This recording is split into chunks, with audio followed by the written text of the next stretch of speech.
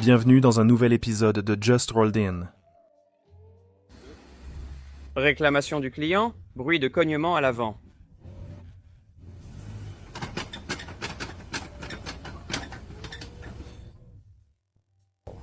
Ce Ford Transit 2013 est arrivé avec des choses étranges qui se passent au niveau de son lève-vitre.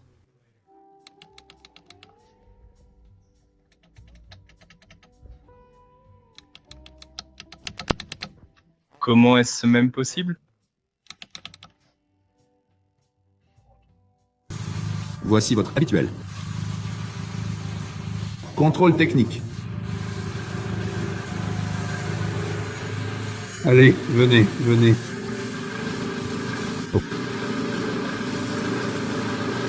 Il y a la climatisation. Ouais, amour, rire, alcool. Ce véhicule est arrivé avec de multiples problèmes. Ce n'était même pas un camion si vieux, et on aurait dit que son entretien avait été négligé pendant des années. La mousse structurelle à plusieurs endroits n'aidait pas non plus.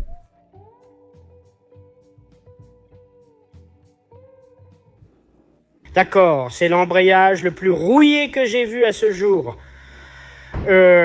J'ai pu retirer ça sans même enlever les boulons du plateau de pression.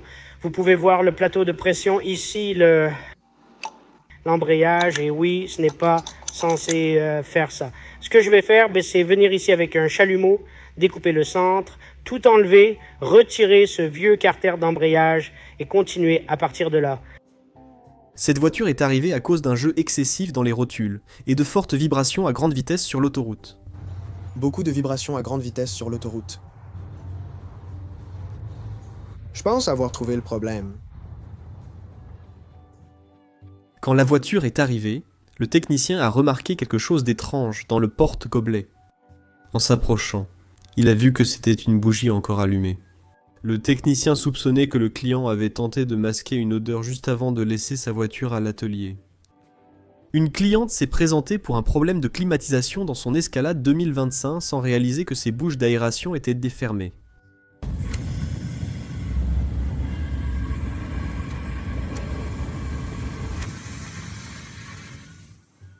Ce véhicule que le client venait d'acheter a été amené à l'atelier. C'était une Citroën C4 avec un support de radiateur pourri près de la fixation du bras inférieur.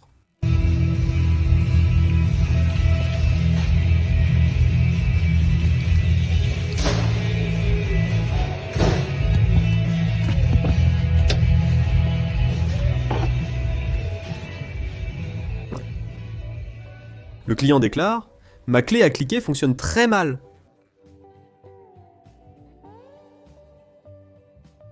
La voiture est venue seulement pour une vidange d'huile, sans autre demande. Voici ce que le technicien a trouvé.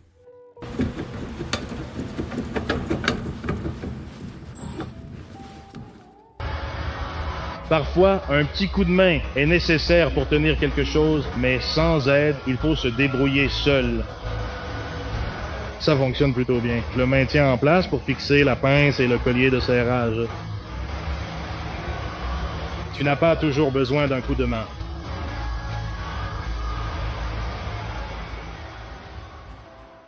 Ce véhicule est arrivé avec plusieurs problèmes. Il présentait une corrosion sévère et des fissures.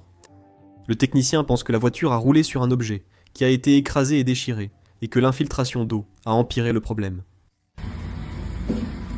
Cependant, il n'y avait ni faux châssis, ni rien de semblable, ce qui est sans importance. Nous avons la ceinture de sécurité. Rail ici. Donc tout cela à partir de là. Jusqu'à là, de là à là, votre ceinture de sécurité. Et vous avez le bras arrière qui est là. Donc le bras arrière est là.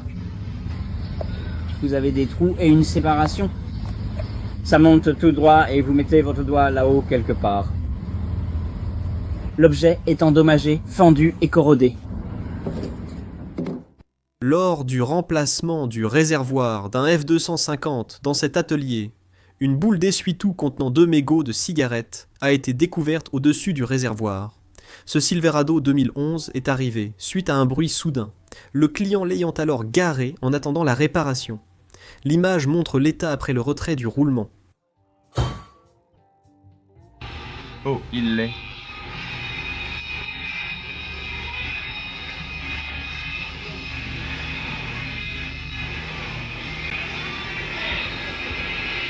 Les pistons sont là. Ces jantes de force ont déjà bien vécu.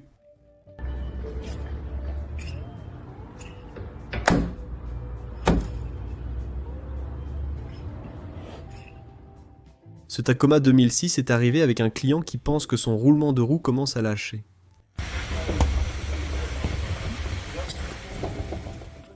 Ce Jeep Grand Cherokee 2017 est devenu à l'origine pour un raté d'allumage du cylindre 5. Le technicien a inspecté le cylindre 5 avec un endoscope, trouvé une fuite au joint de culasse. Il a remplacé le joint côté droit et vérifié le bon fonctionnement. Quelques heures après que le client ait récupéré son véhicule, le voyant de contrôle moteur s'est rallumé et le moteur tournait mal, cette fois à cause d'un raté d'allumage du cylindre 6. Le technicien a vérifié les connecteurs, effectué un diagnostic en éliminant chaque possibilité, et a réalisé un test de compression sur le cylindre 6, dont les résultats sont visibles dans la vidéo.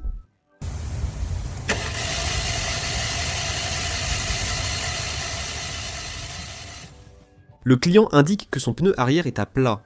Le conseiller pense que le client a raison cette fois-ci. Le client indique qu'il a un mauvais roulement de roue avant sur sa Honda 300. Oh, il vaut mieux vérifier ça. Oui, tu as raison. C'est plutôt mauvais. Je me demande à quoi ressemble celui-ci. Eh bien, voilà ton problème. Ce Ford Transit est arrivé dans un état lamentable. Les supports de ressort rouillés, la structure du châssis se détachant, et les passages de roues avant-inférieures s'effondrant sous le support du sous-châssis. Dans l'ensemble, il était tout simplement en train de pourrir.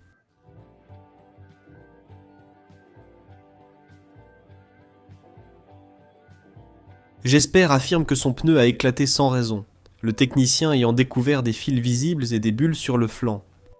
Alors j'ai eu ça. Ford Transit ici et... la plainte était qu'il tournait mal et qu'il y avait un message « Défaut moteur majeur ». Eh ben, nous avons pris le tuyau enlevé. Et le filtre à air est complètement trempé et en train de se désagréger et il a été aspiré dans le corps de papillon. Et ça le rend tout mou. Fais attention en traversant les grosses flaques d'eau. Ce client a refusé d'acheter de nouveaux pneus. Sa logique était « J'achèterai un nouveau pneu quand les anciens éclateront ». La question c'est, est-ce que quelqu'un a un 9 mm? Pas la douille, mais le pistolet? Je suis sur le point de tirer sur ça. Cette Corolla 2003 a été achetée il y a quelques semaines, puis on a remarqué que la climatisation avait une odeur particulière. L'ancien propriétaire n'a sûrement jamais remplacé le filtre d'habitacle. J'ai déjà vu ça plusieurs fois sur Just Rolled In, où ça fuit au niveau des boulons de la pompe. Et comme vous pouvez le voir, ça fuit clairement au niveau des boulons de la pompe. Cependant, ça... Ce n'est pas parce qu'ils ont été laissés desserrer à l'usine. Ceci s'adresse plutôt aux ingénieurs qui regardent cette vidéo. Je sais que c'est ce stupide mastic qu'ils mettent là-dessus qui sèche et se fissure, et c'est pour ça que ça se dessert. Ce n'est pas une question de mauvais serrage en usine. Le client dit que sa voiture ne démarre pas.